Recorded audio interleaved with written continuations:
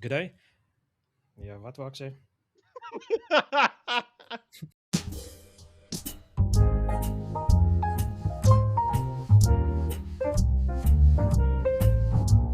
Oh dear, welcome to today's video where we will be discussing the aggressive negotiations from the Middle East and the economical impact it has across multiple countries. Joining me is Alan and I am your host Moritz. Good day.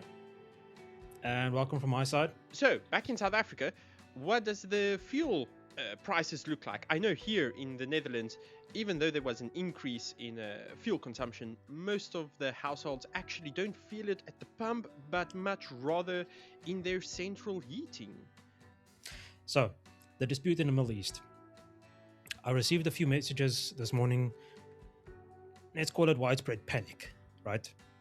Hence my fashionable attire. So, why all of the panicked messages? So, there was a recent article in the South African news, specifically Business Day, that said South Africans could expect up to R6 increase in fuel levies. Most people are not that well off to have this go unnoticed. The Strait of Hormuz is responsible for roughly 20% of the global oil supply.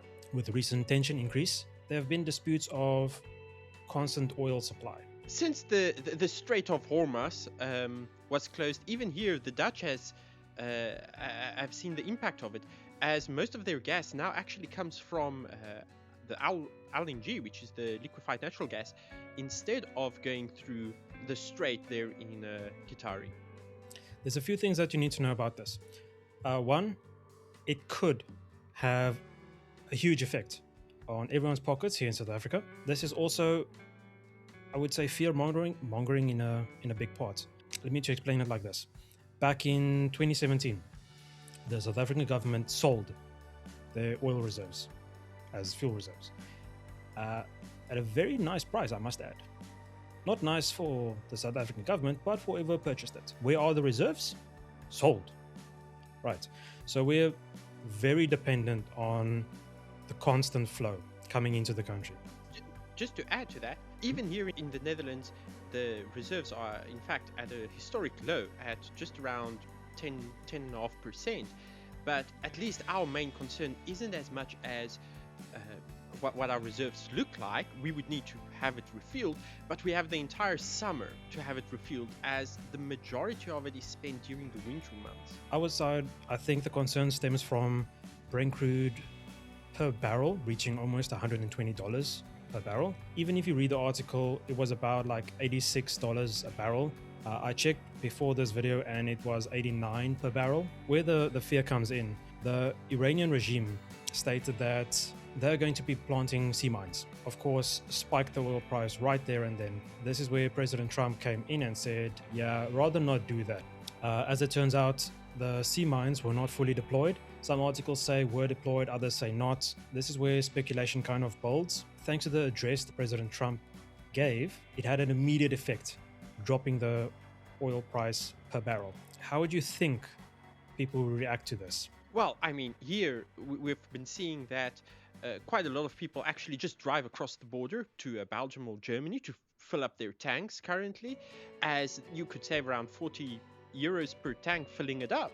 I don't think the majority of people have anything to actually worry about. As I said, the biggest impact is actually the central heating for the more old school gas boilers and as such. We also have that the government has reassured us that we are far better off, dealing with spikes and these kinds of things since 2022. So they are very reassuring, and they are trying to mitigate quite a lot of the damage and the instability in the Middle East that it's causing. What's the prospect there in South Africa from the government side?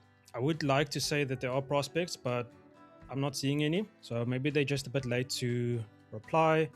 But then again, our president is abroad currently, so our Secretary General is currently praising the 1.1% growth that the country has. There's a lot of pushback on that post already. So I don't think most people here are too concerned about it, except people, making use of fuel. Those are the people that are concerned. Once again, hence my attire. What I'd like to mention here is Apparently, since President Trump made that post, it was the single biggest per day drop in the price per barrel, I think, in history, which is quite nice. Anyway, so the deployment of sea mines. This was the concerns that raised the price to such an extent. Obviously, most of this took place yesterday. We have already received confirmation from the US Central Command that US forces have eliminated many Iranian vessels, the remaining naval vessels, the small, fast ships, not really the actual naval fleet, because most of them, if not all of them, are currently resting at the bottom of the ocean. 16 mine layers have already been confirmed as destroyed. Where does this mining operation take place? So the mining vessels have been destroyed in the Strait of Hormuz. What? Yes, the Strait of Hormuz, the name we're butchering. Yes. But yeah, the Strait of Hormuz is where these vessels have been put to rest. Let's go with that. So yeah, long story short, it's just we have received confirmation that most of these vessels have already been targeted, and there has been a declaration from the US government to the Iranian government stating that, hey, listen, do not stop the flow of oil, which in turn the Iranian regime was like, yeah, we'll do what we want, thanks. And that includes bombing neighboring countries. But yeah, just keep in mind, they stated that they're only bombing naval bases controlled by US forces, resources used by US forces, and of course, anything and everything that moves in Israel. If they state that they're only bombing resources that's used by the USA, would that imply that they're bombing their oil reserves as well? It's actually a good question. Perhaps bombing their own? Yes. Oil refineries have been affected in the area. It's the UAE's refinery, known as the Ruwais refinery, I believe. And it was actually Iranian bombs that have affected it.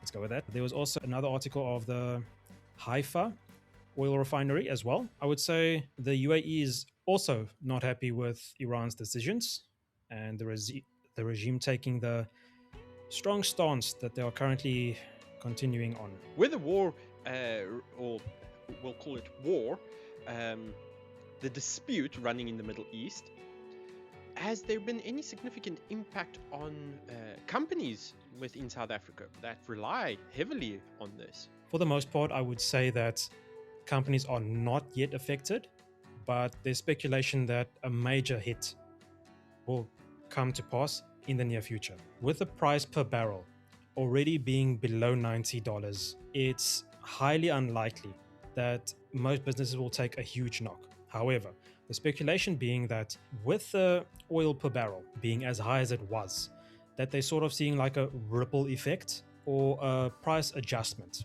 which meaning prices will artificially be raised in anticipation of the higher cost. Now, whether it's actually going to be that price, yet to be seen. If it stabilizes and it comes through even slightly higher, the difference will be more than enough, might even result in a bit of profit for our government, the SA government. Anyway, so this is where I say, just breathe. Most people saying fill up your car, keep it filled. Sure, if that gives you peace of mind, yes. Some fuel stations are saying you need to fill up your car, you need to keep it full. There might be shortages coming soon. However, since it's not a reality yet, don't let the fear-mongering get to you. If you'd like to do it and be prepared from your side, by all means. However, day to day, still going on. How about your side? So, there's no fuel shortages per se here happening currently. It's the government has reassured everybody, look, we still have reserves, and for the majority, it's going to start to be refilled over the rest of the year during the summer period. So the prices might remain high. So we've seen that a couple of the big providers really dislike the volatility here in the Netherlands. So providers such as Vattenfall and Unico have in fact pulled their long-term fixed contracts for new customers. Thus, it is affecting a couple of companies. We do see it. People really don't like this. But again, the government is very reassuring here. Which is nice to hear. However, there is something to note. Most of our transport of goods happen via trucks, not rail. In that sense, I believe it might be hit a bit harder than originally thought. And that in itself is very scary because, as I said, they're expecting a 6 Rand increase. Since this is yet to happen, and this is projected for March only, we still have a few weeks to see how it will stabilize and if that ripple effect comes through or not. Hopefully all goes well and it's not that big of an impact, since, as I said, the South African government already sold the oil reserves many years ago, and I believe there's been no effort made to replenish said reserves. As I said, we are highly reliant on the current flow and only requesting as needed. And with the South African government, in fact, more in favor or siding more with Iran than the USA, do you think that that would have an impact? In the sense of perhaps tariffs, as Trump seems to be very fond of throwing the tariffs around, or as the refineries get bombed or get depleted? Yes, I do believe it will have an impact. However, there's already ongoing tensions, escalating tensions, between South Africa and the US. So, with the recent arrival of Leo Brent Bazal III, I believe it is, the American ambassador, his credentials were accepted. There was a press conference stating that South Africa is currently walking on very thin ice. This might not be the best time to antagonize South African being or stating that they are a sovereign state repeatedly. This is not helping the case. For the most part, I do believe it will have a strong impact. Do you have any ideas of what this would mean for the South African people or government? So for the South Africans, I think that the tension is quite high from the South African president and Trump currently. I think neither is willing to actually just give in. Look, not responding to requests, and from the South African side not responding, it seems like they're not in the mood currently to try and resolve it. I think they've got their own ideas on what's heading forward and the way to go. As we know, South Africa generally has its own idea of what it thinks is the way to go. So, additionally, also, as I said, they're using the same technology and missile capabilities deployed to deal with the drug traffickers as they are doing with ships and vessels attempting to place mines. And yeah, they're stating that they will use those capabilities to deal with anyone trying to place mines in the Hormuz Strait. They'll be dealt with quickly and violently. There was also addition of the word beware. thanks for joining this discussion on the developments within the Middle East. If you enjoyed it, leave a like and subscribe, and let us know down below in the comments how it has been affecting you. As always, yes, please like and subscribe. Just keep in mind, fear-mongering is a thing. You have many things to worry about, so try your best not to worry about unnecessary things out of your reach or control. Be on the lookout for our next video where we discuss other hot topics and how it affects your daily lives.